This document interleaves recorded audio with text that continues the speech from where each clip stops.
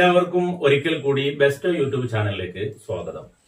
ഇന്ന് നാം ചർച്ച ചെയ്യാൻ ഉദ്ദേശിക്കുന്നത് +1 തുല്യത എക്കണോമിക്സിന്റെ അക്ഷര കൈരളിയിൽ വന്ന മാതൃകാ ചോദ്യ പേപ്പറിന്റെ 4ാമത്തെ പാർട്ട് കൂടിയാണ്. കഴിഞ്ഞ വീഡിയോയിൽ 30 വരെയുള്ള ചോദ്യങ്ങളാണ് നാം ഡിസ്കസ് ചെയ്തത്.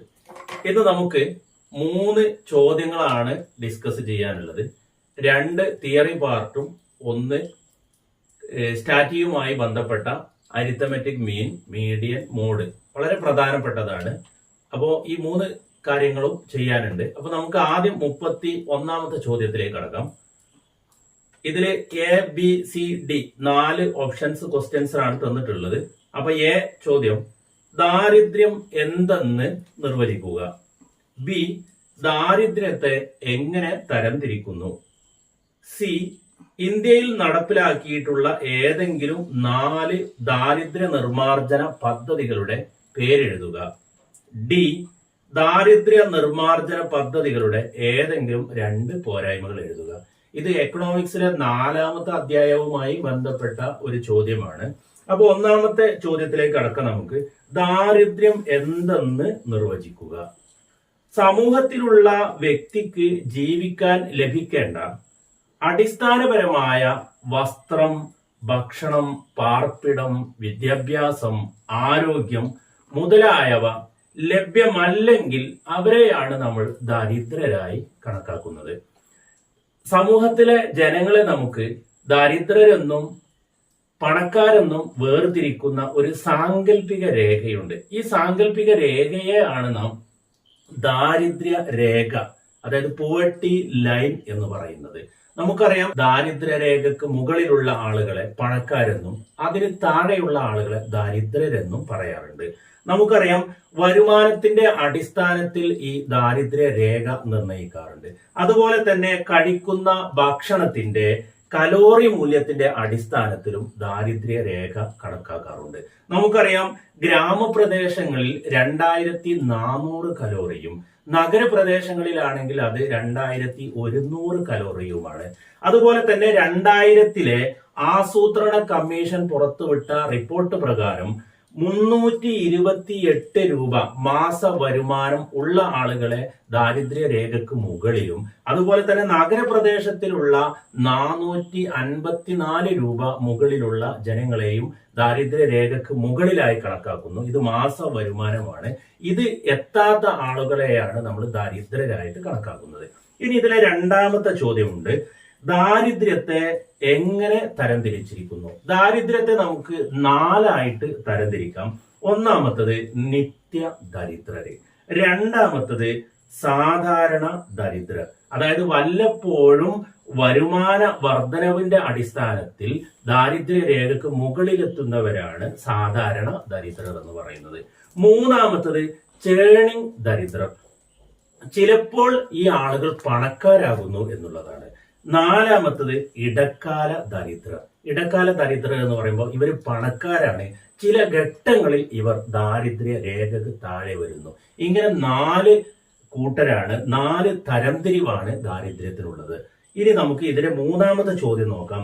ഇന്ത്യയിൽ നടപ്പിലാക്കിയിട്ടുള്ള ഏതെങ്കിലും 4 ദാരിദ്ര്യ നിർമ്മാർജ്ജന പദ്ധതികളുടെ പേരെഴുതുക.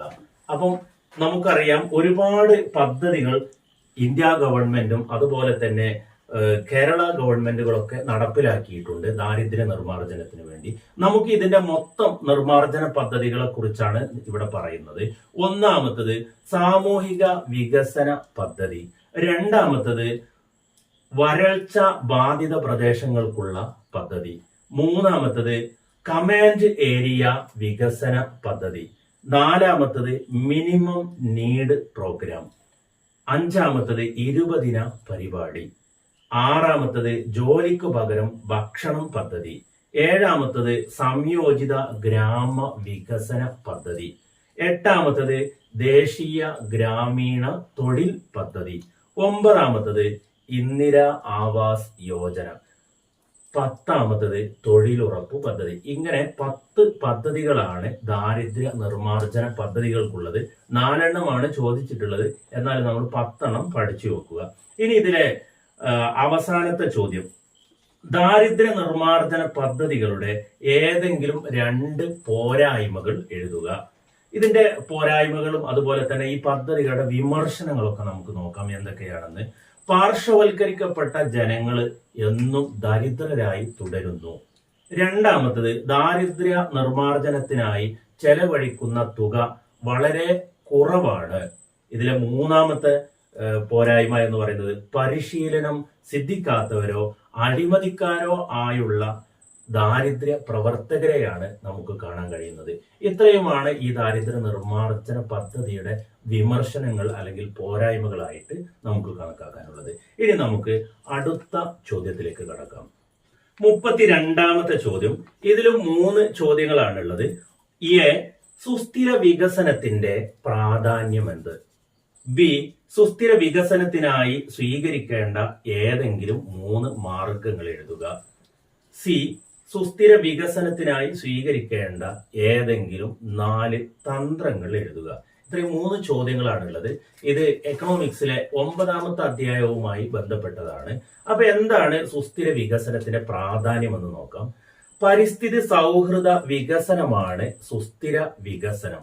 ഭാവി തലമുറയുടെ ആവശ്യങ്ങളെ ബാധിക്കാത്ത തരത്തിൽ ഇന്നത്തെ തലമുറയുടെ ആവശ്യങ്ങൾ നിറവേറ്റാൻ സാധിക്കുന്ന വികസനമാണ് സുസ്ഥിര വികസനം എന്നത്. ഐക്യരാഷ്ട്രസഭയുടെ പരിസ്ഥിതി വികസന സമ്മേളനം സുസ്ഥിര വികസനത്തെ നിർവചിക്കുന്നത് ഈ രീതിയിലാണ്. വികസനം ആവശ്യമാണ്, പക്ഷെ അത് പരിസ്ഥിതി യോജിച്ചു പോകണം. മുൻ തലമുറയിൽ നിന്നും നമുക്ക് പൈതൃകമായി ലഭിച്ച പാരിസ്ഥിതിക ബോധം യാതൊരു കോട്ടവും സംഭവിക്കാതെ വരും തലമുറക്ക് കൈമാറാൻ നമുക്ക് കഴിയണം. ഇതാണ് സുസ്ഥിര വികസനത്തിന്റെ പ്രാധാന്യം കൊണ്ട് ഉദ്ദേശിക്കുന്നത്. ഇനി രണ്ടാമത്തെ ചോദ്യമുള്ളത്, സുസ്ഥിര വികസനത്തിന് സ്വീകരിക്കേണ്ട മാർഗങ്ങൾ ഏവ എന്നുള്ളതാണ്. അപ്പൊ പ്രകൃതി വിഭവങ്ങളുടെ സംരക്ഷണം, ജനസംഖ്യയെ പരിസ്ഥിതിയുടെ വാഹക ശേഷിയെ അനുസരിച്ച് പരിമിതപ്പെടുത്തുക, പുതുക്കാൻ സാധിക്കാത്ത വിഭവങ്ങളെ പരിമിതമായി ഉപയോഗിക്കുക, കാര്യക്ഷമതയുള്ള സാങ്കേതിക വിദ്യ വികസിപ്പിച്ചെടുക്കുക, മലിനീകരണ നിയന്ത്രണം സംജാതമാക്കുക. ഇത്രയും കാര്യങ്ങളാണ് ഇതിന്റെ സുസ്ഥിര വികസനത്തിന് സ്വീകരിക്കേണ്ട മാർഗങ്ങൾ എന്ന് പറയുന്നത്. ഇനി 3ാമത്തെ ചോദ്യം, സുസ്ഥിര വികസന തന്ത്രങ്ങൾ ഏവ എന്നുള്ളതാണ്. പാരമ്പര്യേതര ഊർജ ഉറവിടങ്ങളുടെ ഉപയോഗം, ഗ്രാമങ്ങളിൽ LPG, ഗോബർ ഗ്യാസ് എന്നിവ ഉപയോഗിക്കല്, നഗരങ്ങളിൽ CNGയുടെ ഉപയോഗം, കാറ്റിൽ നിന്നുള്ള വൈദ്യുതി, സൗരോർജം, ചെറുകിട വൈദ്യുത പദ്ധതികൾ, പരമ്പരാഗത അറിവുകൾ, ബയോ കമ്പോസ്റ്റിംഗ്, ജൈവ കീട നിയന്ത്രണം. ഇത്രയും കാര്യങ്ങളാണ് സുസ്ഥിര വികസന തന്ത്രങ്ങളുമായി ബന്ധപ്പെട്ടുകൊണ്ട്. അപ്പൊ 32ാമത്തെ ചോദ്യത്തിന് നമ്മൾ ഉത്തരം ചെയ്തു കഴിഞ്ഞു. ഇനി നമുക്ക് 33ാമത്തെ ചോദ്യത്തിലേക്ക് കടക്കാം. ഇതിലെ ഏറ്റവും അവസാനത്തെ ചോദ്യം നോക്കാം. താഴെ തന്നിരിക്കുന്ന ദത്തങ്ങൾ ഉപയോഗിച്ച് മീൻ, മീഡിയൻ, മോഡ് എന്നിവ കണക്കാക്കുക. ഇതില് വരുമാനം എന്ന കോളം കൊടുത്തിട്ടുണ്ട്, ആവൃത്തി എന്ന കോളം കൊടുത്തിട്ടുണ്ട്. വരുമാനത്തിൽ 10, 20, 20, 30 തുടങ്ങിയിട്ട് 90, 100 വരെ കൊടുത്തിട്ടുണ്ട്. അതുപോലെ ആവൃത്തിയിൽ 4, 8, 10, 20, 8, 3, 2, 3, 2. ഈ ചോദ്യത്തിൽ പറഞ്ഞ കാര്യങ്ങളൊക്കെ ഇവിടെ ഞാൻ ബോർഡിൽ വരച്ചിട്ടുണ്ട്. ഈ 2 കോളത്തിലുള്ളതാണ് ക്വസ്റ്റ്യനിലുള്ളത്. നമ്മൾ ഫസ്റ്റ് ചെയ്യാൻ പോകുന്നത് അരിത്തമെറ്റിക് മീൻ ആണ്. അരിത്തമെറ്റിക് മീൻ എങ്ങനെയാണ് കാണുന്നത് നോക്കാം. അപ്പൊ ആദ്യം നമ്മൾ എക്സാമിന് പേപ്പറിൽ ചെയ്യേണ്ടത് ഈ 2 കോളവും വരക്കുക, അതോടൊപ്പം 2 കോളം നമ്മൾ എക്സ്ട്രാ വരക്കുക. അപ്പൊ എങ്ങനെയാണ് ഇത് ചെയ്ത് നോക്കാം. മധ്യവില എന്ന് പറയുമ്പോൾ ഈ 10, 20ന്റെ ഇടയിലുള്ള മധ്യത്തിലുള്ള സംഖ്യയാണ് എഴുതേണ്ടത്. അപ്പൊ 10ന്റെയും 20ന്റെ ഇടയിലുള്ള സംഖ്യ അത് കണ്ടുപിടിക്കാൻ 10, 20 കൂട്ടുക. 10, 20 കൂട്ടിയാൽ 30, 30ന്റെ പകുതി. 30ന്റെ പകുതി എന്ന് പറയുമ്പോൾ 15. 20ന്റെ 30 50 ആണ്. 50ന്റെ പകുതി 25. ഇനി 10 ഇങ്ങനെ കൂട്ടി കൊടുത്താൽ മതി. 35, 45, 55, 65, 75, 85, 95. ഇതാണ് മധ്യവില എന്ന് പറയുന്നത്. അപ്പൊ ഇവിടെ 10 ആയതുകൊണ്ടാണ് നമ്മൾ 10 കൂട്ടുന്നത്. അതായത് ക്ലാസ് ഇന്റർവെല്ലിൽ 10 ആണ്, അതുകൊണ്ടാണ് 10 കൂട്ടിയത്. ഇനി ക്ലാസ് ഇന്റർവെൽ 20 ആണെങ്കിൽ 20 ആണ് കൂട്ടി കൊടുക്കേണ്ടത്, 30 ആണെങ്കിൽ 30 കൂട്ടി കൊടുക്കുക. ഇനി ആവൃത്തി ഇവിടെ തന്നിട്ടുണ്ട്, ഇത് തന്നെ നമുക്ക് എഴുതാം.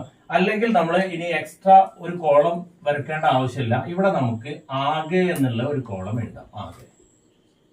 അപ്പൊ ആദ്യം വരുമാനം എന്നുള്ള കോളം, ആവൃത്തി, രണ്ടാമത് മധ്യവില.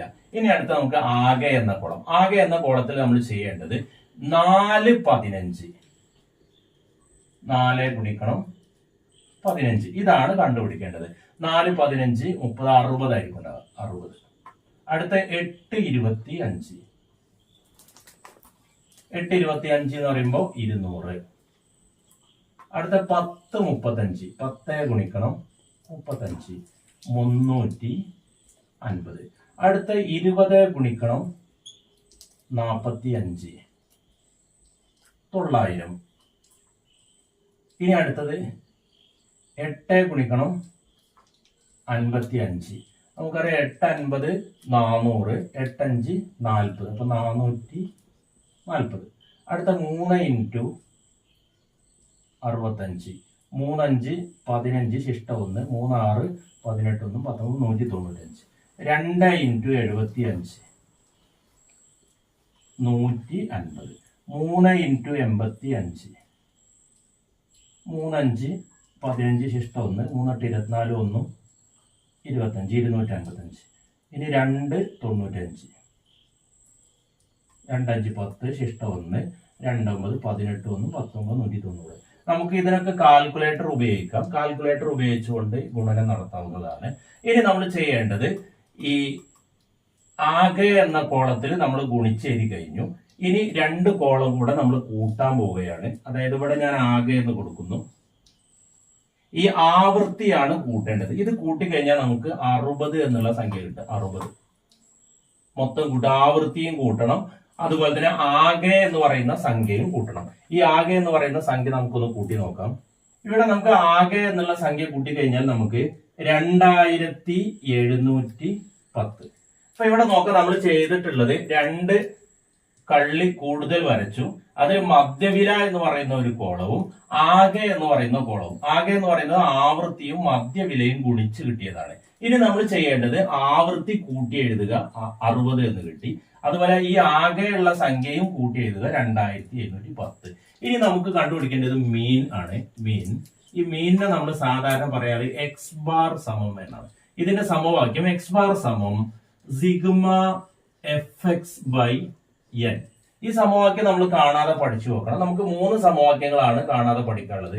അരിത്തമെറ്റിക് മീനിന്റെ സമവാക്യവും അതുപോലെ തന്നെ മീഡിയന്റെ സമവാക്യവും മോഡിന്റെ സമവാക്യവും. അപ്പൊ നമുക്ക് മീനിന്റെ സമവാക്യം സിഗ്മ fx ബൈ n. ഈ അക്ഷരം സിഗ്മ എന്നുള്ളതാണ്, ആകെ എന്ന അർത്ഥത്തിനാണ് അത് ഉപയോഗിക്കുന്നത്. അപ്പൊ സിഗ്മ fx ബൈ n. അപ്പൊ ഇവിടെ ശ്രദ്ധിക്കേണ്ട, ഈ ആവൃത്തിയെയാണ് നമ്മൾ എഫ് എന്ന് പറയുന്നത്. ഈ മധ്യവിലയെ നമ്മൾ എക്സ് എന്നും സൂചിപ്പിക്കുന്നു. ഇത് രണ്ടും ഗുണിച്ചാൽ കിട്ടുന്നതാണ് എഫ് എക്സ് എന്ന് പറയുന്നത്. ഇത് മൊത്തം കൂട്ടിയാൽ കിട്ടുന്നതാണ് സിഗ്മ എഫ് എക്സ്. ഈ എഫ് കൂട്ടിയാൽ കിട്ടുന്നതാണ് എൻ. അപ്പൊ ഇവിടെ നോക്കൂ, sigma f x by n എന്ന. അപ്പൊ ഈ സിഗ്മ എഫ് എക്സ് എന്ന് പറയുന്നത് 2710 ഹരിക്കണം എൻ എന്ന് പറയുന്നത് 60. ഇത് നമുക്ക് കാൽക്കുലേറ്റർ ഉപയോഗിച്ച് ഹരിക്കാവുന്നതേ ഉള്ളൂ. അപ്പൊ കാൽക്കുലേറ്റർ ഉപയോഗിച്ച് നമ്മൾ ഹരിച്ചു കഴിഞ്ഞാൽ നമുക്ക് ഇതിന്റെ ഉത്തരം കിട്ടും. 2710 നമുക്ക് 60 കൊണ്ട് ഹരിക്കാണ് വേണ്ടത്. അപ്പൊ നമുക്ക് 45.166. ഇതാണ് ഇതിന്റെ മീൻ അഥവാ മാധ്യം എന്ന് പറയുന്നത്. ഓക്കെ, ക്ലിയർ ആയിട്ടുണ്ടാവും. ഇത് സ്ഥിരമായി പരീക്ഷയ്ക്ക് ചോദിക്കുന്നതാണ്. ഇനി മീഡിയൻ എങ്ങനെ കണ്ടുപിടിക്കുന്നതെന്ന് നോക്കാം. ഇനി ഇതിലെ രണ്ടാമത്തെ ചോദ്യമുണ്ട്, മീഡിയൻ കണ്ടുപിടിക്കുക. അപ്പൊ മീഡിയൻ കണ്ടുപിടിക്കാൻ ചെയ്യേണ്ടത്, ഈ ചോദ്യത്തിൽ പറഞ്ഞ ഈ 2 കോളം നമ്മൾ ആദ്യമേ വരച്ചു വെക്കുക. അതിനുശേഷം മൂന്നാമത്തെ ഒരു കോളമാണ് നമുക്ക് ആവശ്യമുള്ളത്. ഈ ആവൃത്തിയെ നമ്മൾ എഫ് എന്ന അക്ഷരം കൊണ്ട് സൂചിപ്പിക്കുന്നു. ഇനി നമ്മൾ ഇവിടെ ഒരു കോളം ഉണ്ട്. ഈ കോളത്തിൽ നമ്മൾ സി എഫ് എന്നാണ് പറയാം, അതായത് ക്യൂമുലേറ്റീവ് ഫ്രീക്വൻസി എന്നാണ് പറയാം. അപ്പൊ ഈ ഫ്രീക്വൻസിക്ക് ആവശ്യമായിട്ടുള്ള ഒരു കോളം കൂടെയാണ് നമ്മൾ എക്സ്ട്രാ വരയ്ക്കേണ്ടത്. അപ്പൊ ഈ കോളം എങ്ങനെ ഫില്ല് ചെയ്യുന്നത് നോക്കാം. ഈ ആദ്യത്തെ സംഖ്യ 4. പിന്നെ ഈ 4ഉം 8ഉം കൂട്ടുക. 4ഉം 8ഉം കൂട്ടിക്കഴിഞ്ഞാൽ 12. 12ഉം 10ഉം കൂട്ടിക്കഴിഞ്ഞാൽ 22. 22ഉം 20ഉം കൂട്ടിക്കഴിഞ്ഞാൽ 42. 42ഉം 8ഉം കൂട്ടിക്കഴിഞ്ഞാൽ 50. 50ഉം 3ഉം കൂട്ടിക്കഴിഞ്ഞാൽ 53. 53ഉം 2ഉം കൂട്ടിക്കഴിഞ്ഞാൽ 55. 55ഉം 3ഉം കൂട്ടിക്കഴിഞ്ഞാൽ 58. 58ഉം 2ഉം കൂട്ടിക്കഴിഞ്ഞാൽ 60. അപ്പൊ ഇത് ശ്രദ്ധിക്കുക. ആദ്യം ഇവിടെ ഇങ്ങോട്ട് എഴുതുക, ഇതിന് ശേഷം ഇങ്ങോട്ട് കൂട്ടിയിട്ട് ഇവിടെ എഴുതുക, ഇവിടെ കൂട്ടിയിട്ട് ഇങ്ങോട്ട് എഴുതുക. ഈ ഒരു പാറ്റേൺ ആണ് നമ്മൾ സ്വീകരിക്കേണ്ടത്. അപ്പം മീഡിയൻ കണ്ടുപിടിക്കാൻ ചെയ്യേണ്ടത് ഈ 2 കോളം എഴുതുക, മൂന്നാമത്തെ ഒരു കോളം നമ്മൾ എക്സ്ട്രാ വരക്കുക, ഇതിന് CF എന്ന് പേര് കൊടുക്കുക, അതിനുശേഷം ഈ രീതിയിൽ കൂട്ടി എഴുതുക. ഇനി മീഡിയൻ കണ്ടുപിടിക്കാനുള്ള സമവാക്യം നോക്കുക. മീഡിയൻ സമം L0 plus n/2 minus CF by F into C. ഇതൊരു 2-3 പ്രാവശ്യം നമ്മൾ പറഞ്ഞാൽ നമുക്ക് പഠിക്കാൻ പറ്റും. ഇവിടെ L0 പ്ലസ് L എന്ന് കൊടുത്താലും മതി, 0 എന്ന് കൊടുക്കേണ്ട ആവശ്യമില്ല. അപ്പൊ L0 plus n/2 minus CF by F into C. ഞാൻ നേരത്തെ പറഞ്ഞു 3 സമവാക്യമാണ് നമുക്ക് പഠിക്കേണ്ടത്. അതിൽ ഒന്നാമത്തെ സമവാക്യം നമ്മൾ പഠിച്ചു കഴിഞ്ഞു. രണ്ടാമത്തെ സമവാക്യം മീഡിയൻ കണ്ടുപിടിക്കാനുള്ള സമവാക്യം. ഒന്നുകൂടെ പറയുന്നു, L0 plus n/2 minus CF by F into C. ഇനി നമുക്ക് കണക്ക് ചെയ്യണമെങ്കിൽ, മീഡിയൻ കണ്ടുപിടിക്കണമെങ്കിൽ ഈ പറഞ്ഞ കാര്യങ്ങളൊക്കെ നമുക്ക് കണ്ടുപിടിക്കേണ്ടതുണ്ട്. അപ്പൊ അത് എങ്ങനെയാണ് കണ്ടുപിടിക്കുന്നത് നോക്കാം. ആദ്യം ചെയ്യേണ്ടത് നമ്മൾ n/2 ആണ്. n/2 എന്ന് പറയുമ്പോൾ നമ്മൾ നേരത്തെ ഈ F കൂട്ടിയാൽ കിട്ടുന്ന ഒരു സംഖ്യ ഉണ്ട്, 60. ഇതാണ് നമ്മൾ n എന്ന് നേരത്തെ നമ്മൾ പഠിച്ചു. അപ്പൊ n സമം 60 ആണ്. അപ്പൊ n/2 എന്ന് പറഞ്ഞാൽ 60 ഹരിക്കണം 2. 60 ഹരിക്കണം 2 എന്ന് പറഞ്ഞാൽ 30. ഈ 30 എന്ന് പറയുന്ന സംഖ്യ ഈ CFൽ ഏതിലാണ് ഉൾപ്പെടുന്നത് എന്ന് നോക്കാം. ഈ 30 4ൽ 30 ഇല്ലല്ലോ, 12ലില്ല, 22ലില്ല, 42ലാണ് 30 എന്ന് പറയുന്നത്. 42ലാണ് 30 ഉൾക്കൊള്ളുക. അപ്പൊ അതുകൊണ്ട് തന്നെ ഈ 42 ഉൾക്കൊള്ളുന്ന ഈ ഒരു ക്ലാസ് നമ്മൾ നേരത്തെ പഠിച്ചിട്ടുണ്ട്. ഇതിനെ നമ്മൾ ക്ലാസ് എന്നാണ് പറയാം. അപ്പൊ ഈ 30 ഉൾക്കൊള്ളുന്ന ഈ ക്ലാസ്സിനെ നമ്മൾ മീഡിയൻ ക്ലാസ് എന്ന് പറയുന്നു. ഈ മീഡിയൻ ക്ലാസ് ആണ് ആദ്യം നമ്മൾ കണ്ടുപിടിക്കേണ്ടത്. അപ്പൊ കണ്ടുപിടിക്കാനുള്ള മാർഗം എന്ന് പറയുന്നത് ഈ ആവൃത്തിയുടെ ആകെ എണ്ണത്തെ 2 കൊണ്ട് ഹരിക്കുക. ഇവിടെ 60 കിട്ടും. ഇത് തന്നെയാണ് നമുക്ക് ആവൃത്തിയുടെ ആകെ എന്ന് പറയുന്നത്. അപ്പൊ 30 എന്ന് കിട്ടി. ഈ 30 ഏത് CFലാണ് ഉൾപ്പെടുന്നത് എന്ന് നോക്കാം. ഇനി നോക്കാം, നമുക്ക് ആവശ്യമുള്ള കണക്കിന് ആവശ്യമുള്ള ഈ കാര്യങ്ങളാണ് ഞാൻ ചെയ്യാൻ പോകുന്നത്. ആദ്യം പിന്നെ L0 എന്ന് പറയുന്നത് ഈ മീഡിയൻ ക്ലാസ്സിലെ ലോവർ ലിമിറ്റിനെയാണ് L0 എന്ന് പറയുന്നത്. ഇതാണ് ലോവർ ലിമിറ്റ്. അപ്പൊ ലോവർ ലിമിറ്റ് എന്ന് പറയുന്നത് 40. ഇനി അടുത്ത നോക്കാം CF എന്ന് പറയുന്നത് ഇതാണ് നമ്മൾ CF മീഡിയം ക്ലാസ്സിലെ CF എന്ന് പറയുന്നത് 42 ആണ്. പക്ഷെ ഇതല്ല നമ്മൾ CF ആയിട്ട് ഉപയോഗിക്കുക. ഇതിന് തൊട്ട് മുകളിലുള്ള ഈ സംഖ്യയാണ് CF ആയിട്ട് എടുക്കുക, അതായത് 22. അപ്പൊ CF സമം 22. ശ്രദ്ധിക്കണം, ഇവിടെ n/2 നമ്മൾ ചെയ്തു, L0 ചെയ്തു, CF ചെയ്യുന്നത് ഈ മീഡിയം ക്ലാസിന്റെ തൊട്ട് മുന്നിലുള്ള സംഖ്യ, അതായത് 22 CF ആയിട്ട് ഉപയോഗിക്കുന്നത്. ഇനി F എന്ന് പറയുന്നത് ഈ മീഡിയം ക്ലാസ്സിലെ F, ഇതാണല്ലോ F എന്ന് പറയാം. അപ്പൊ മീഡിയം ക്ലാസ്സിലെ F 20. അടുത്തത് C എന്ന് പറയുന്നത് ക്ലാസ് ഇന്റർവെൽ ആണ്. ക്ലാസ് ഇന്റർവെൽ എന്ന് പറയുമ്പോൾ ഇത് രണ്ടിന്റെയും വ്യത്യാസം 40 മുതൽ 50 വരെയുള്ള ഇതിന്റെ വ്യത്യാസം എന്ന് പറയുന്നത് 10. അപ്പൊ നമുക്ക് ഈ സമവാക്യത്തിലേക്ക് ആവശ്യമുള്ള എല്ലാ കാര്യങ്ങളും നമ്മൾ ഇവിടെ എഴുതി കഴിഞ്ഞു. ഇനി ഈ കിട്ടിയ അളവുകൾ ഇവിടെ കൊടുത്തു കഴിഞ്ഞാൽ നമുക്ക് മീഡിയം കിട്ടും. അപ്പൊ ഒന്നും കൂടെ പറയുന്നു, ആദ്യം നമ്മൾ ചെയ്യേണ്ടത് n/2 ആണ്. അപ്പൊ n എന്ന് പറയുന്നത് ആകെ ആവൃത്തിയുടെ പകുതി എടുക്കുന്നു, 30 എന്ന് കിട്ടുന്നു. ഈ 30 ഏത് CFലാണ് ഉൾപ്പെടുന്നത് എന്ന് നോക്കുക. ഈ CFൽ ഉൾപ്പെട്ട് കഴിഞ്ഞാൽ അതിന് തൊട്ട് മുകളിലുള്ള സംഖ്യയാണ് CF ആയിട്ട് നമ്മൾ എഴുതുന്നത്. ഈ ക്ലാസ്സിനെ നമ്മൾ മീഡിയൻ ക്ലാസ് എന്ന് പറയുന്നു. ഇതിലെ ലോവർ ലിമിറ്റ് ആണ് L, ഇതിലെ F ആണ് F, ഈ ക്ലാസ് ഇന്റർവെൽ ആണ് C. ഓക്കെ, കിട്ടിയ അളവുകളൊക്കെ നമ്മൾ മുകളിൽ കൊടുത്തു കഴിഞ്ഞാൽ നമുക്ക് ഉത്തരം ലഭിക്കും. അപ്പൊ ഞാൻ ഇവിടെ ചെയ്യുന്നത് നോക്കാം. L0 എന്ന് പറയുന്നത് 40 പ്ലസ് n/2 എന്ന് പറയുന്നത് 30 മൈനസ് CF എന്ന് പറയുന്നത് 22 ബൈ F എന്ന് പറയുന്നത് 20 ഇൻറ്റു C എന്ന് പറയുന്നത് 10. ഇനി ഇത് ചെയ്യുന്നത് നോക്കാം. ഈ 40 എന്നുള്ളത് അവസാനം കൂട്ടുകയാണ് വേണ്ടത്. അപ്പോൾ ഞാൻ ഇവിടെ 40 തന്നെ എഴുതി. പ്ലസ് 30ൽ നിന്ന് 22 കുറച്ചാൽ നമുക്കറിയാം 8 ഗുണിക്കണം ഈ 10 മുകളിലേക്ക് കൊടുത്താൽ മതി. 10 ബൈ 20. 40 പ്ലസ് 8 10 80. 80 ബൈ 20. ഇനി 40 പ്ലസ് നമുക്കറിയാം 80ൽ 20 4 പ്രാവശ്യം ഉണ്ടാവുക. അപ്പൊ 40 പ്ലസ് 4 44. ഇതാണ് മീഡിയൻ എന്ന് പറയുന്നത്. ഓക്കെ, വളരെ സിമ്പിൾ ആയിട്ട് ഇവിടെ നമ്മൾ പറഞ്ഞു കഴിഞ്ഞു. അപ്പൊ നിങ്ങൾ പ്രധാനമായിട്ടും പഠിക്കേണ്ടത് ഈ സമവാക്യമാണ്. ഈ സമവാക്യത്തിലെ ഓരോ അക്ഷരങ്ങളും എന്താണ് എന്ന് ഒന്നുകൂടെ നമ്മൾ മനസ്സിലാക്കിയിരിക്കണം. വളരെ പ്രധാനപ്പെട്ടതാണ്. അപ്പൊ ഇനി നമുക്ക് മൂന്നാമത്തെ മോഡിലേക്ക് കടക്കാം. ഇനി നമുക്ക് ഇതിലെ മൂന്നാമത്തെ ഒരു ചോദ്യം ഉണ്ട്, മോഡ് എങ്ങനെ കണ്ടുപിടിക്കുക എന്നുള്ളത്. ഇപ്പൊ മോഡ് കണ്ടുപിടിക്കാൻ മോഡിന്റെ സമവാക്യം അറിഞ്ഞിരിക്കണം. അതോടൊപ്പം തന്നെ ഈ കോളം നമ്മൾ എക്സ്ട്രാ ഇനി വരയ്ക്കേണ്ട ആവശ്യമൊന്നുമില്ല. മോഡിന് ഈ ഒരു ചോദ്യത്തിൽ തന്ന ഈ ടേബിൾ മാത്രം നമുക്ക് മതി. അപ്പൊ ഇതിന്റെ സമവാക്യം എന്ന് പറയുന്നത് മോഡ് സമം L0 plus D1 by D1 plus D2 into C. നേരത്തെ പറഞ്ഞ അതേ രീതിയിൽ തന്നെ നമുക്ക് ഇതിൽ ആവശ്യമായിട്ടുള്ള കാര്യങ്ങളൊക്കെ നമുക്ക് അറിഞ്ഞിരിക്കണം. അപ്പൊ എന്താണ് L0, എന്താണ് D1, എന്താണ് C? നമുക്ക് L0 Cയും നമുക്ക് അറിയാം. അപ്പൊ ഇവിടെ നേരത്തെ നമ്മൾ മീഡിയൻ ക്ലാസ് കണ്ടുപിടിച്ചിരുന്നു. ഇവിടെ മോഡൽ ക്ലാസ് ആണ് നമുക്ക് കണ്ടുപിടിക്കുന്നത്. അപ്പൊ മോഡൽ ക്ലാസ് എന്ന് പറഞ്ഞാൽ ആവൃത്തിയിൽ ഏറ്റവും കൂടുതലുള്ള ക്ലാസ് ആണ് മോഡൽ ക്ലാസ്. അപ്പൊ ഇവിടെ ഏറ്റവും കൂടുതൽ ആവൃത്തി ഏതാ നോക്കൂ, നമുക്കറിയാം 20 ആണ്.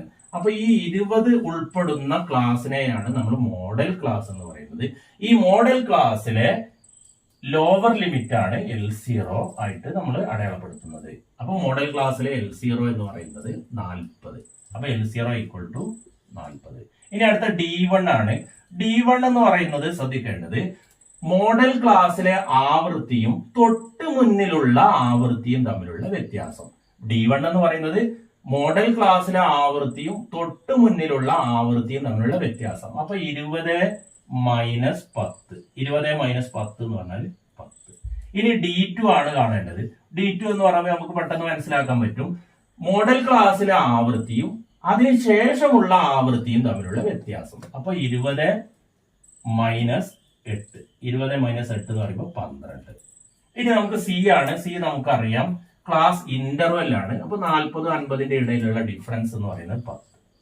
ഓക്കെ, ഇത്രയും മാത്രമേ ഉള്ളൂ മോഡിലെ ഈ സമവാക്യത്തിന് ആവശ്യമുള്ള അക്ഷരങ്ങളൊക്കെ. ഇനി നമുക്ക് മോഡ് കണ്ടുപിടിക്കാം. L0 എന്ന് പറയുന്നത് 40 പ്ലസ് D1 എന്ന് പറയുന്നത് 10 by D1 plus D2. D1 എന്ന് പറയുന്നത് 10 പ്ലസ് D2 എന്ന് പറയുന്നത് 12 ഇൻറ്റു C. നേരത്തെ ചെയ്ത അതേ രീതിയിൽ 40 എന്നുള്ളത് ഏറ്റവും അവസാനമാണ് കൂട്ടേണ്ടത്. അപ്പൊ 40 പ്ലസ് 10 ബൈ 10 പ്ലസ് 12 എന്ന് പറയുന്നത് 22 ഇൻറ്റു C എന്ന് പറയുന്നത് 10. അപ്പൊ ഇവിടെ നോക്കാം, മുകളിലുള്ള സംഖ്യ ഗുണിക്കുകയാണ് ചെയ്യേണ്ടത്. ഈ 40 അവസാനമാണ് കൂട്ടേണ്ടത്. അപ്പൊ 10 ഇൻറ്റു 10 എന്ന് പറയുന്നത് 100 ബൈ 22. അപ്പൊ 40 പ്ലസ് ഈ 100നെ നമുക്ക് 22 കൊണ്ട് ഹരിച്ചാൽ മതി. നമുക്കറിയാം കാൽക്കുലേറ്റർ ഉപയോഗിക്കാൻ പറ്റും നിങ്ങൾക്ക് എക്സാമിന്. അപ്പൊ ഇത് ഹരിച്ചു കഴിഞ്ഞാൽ നമുക്ക് 4.54 എന്ന് കിട്ടും. 4.545. അപ്പൊ ഇവിടെ ഇത് കൂട്ടിക്കഴിഞ്ഞാൽ 40ഉം 4ഉം കൂട്ടിക്കഴിഞ്ഞാൽ 44. 44.545. മൂന്നാമത്തെ സംഖ്യ 5ഓ അതിൽ കൂടുതലാണെങ്കിൽ ഒന്ന് ഇങ്ങോട്ട് കൂട്ടുക ചെയ്യാം. അപ്പൊ നമ്മൾ 55 എന്ന് എഴുതും. ഓക്കെ, ഇങ്ങനെയാണ് മോഡ് കണ്ടുപിടിക്കേണ്ടത്. അപ്പൊ നമ്മള് അരിത്തമെറ്റിക് മീനും അതുപോലെ തന്നെ മീഡിയനും മോഡും കണ്ടുപിടിച്ചു കഴിഞ്ഞു. 3 എണ്ണമാണ് കണ്ടുപിടിക്കാനുള്ളത്. 3 എണ്ണത്തിന് സമവാക്യങ്ങൾ പഠിച്ചു വെക്കണം. ഓക്കെ, ഒന്നാമത്തെ സമവാക്യവും രണ്ടാമത്തതും മൂന്നാമത്തെ വളരെ ഇമ്പോർട്ടന്റ് ആണ്. ഇത്രയും കാര്യങ്ങളാണ് നമ്മുടെ അക്ഷര കൈരളിയിൽ വന്ന മോഡൽ എക്സാമിന്റെ ക്വസ്റ്റ്യൻ പേപ്പർ. എല്ലാ ചോദ്യങ്ങളും നമ്മൾ ഡിസ്കസ് ചെയ്ത് കഴിഞ്ഞു. ഓക്കെ, ഇനി നമുക്ക് ഇതുമായി ബന്ധപ്പെട്ട സ്റ്റാറ്റിയുമായി ബന്ധപ്പെട്ട ക്വാർട്ടൈൽ ഡീവിയേഷൻ, അതുപോലെ തന്നെ കോറിലേഷൻ, ഇൻഡെക്സ് നമ്പേഴ്സ്, ഇതുമായി ബന്ധപ്പെട്ട വീഡിയോസ് ചെയ്യുന്നുണ്ട്. ഓക്കെ, എല്ലാവർക്കും